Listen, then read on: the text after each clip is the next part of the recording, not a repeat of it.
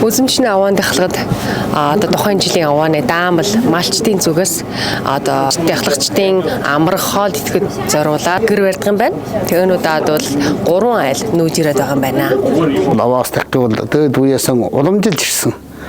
Манай дээд үе лаваасан дахтан бол сайхан нүдлэрэн ирээд буучхан за ингээ буугаад одоо сүсгтэн мөргөлтөд таан бол аваан даамлын талаас сайхан нөхцөл бүрэлдүүлж өгдөг. Орон сууцын нөхцөл, идэж уухын нөхцөл, даатгай шинжлэх одоо ийм нөхцлүүдийг бүрэлдүүлж өгдөг. Ямар ч үнд бол ямар одоо нэг хоолонгор гонстой адилгүй. Манай энэ чинь бол ирсэн гिचэн бүгдэнд бол цай цагаан идэ эргээд хоол хомш шүл бадаа бүр амсуулдаг.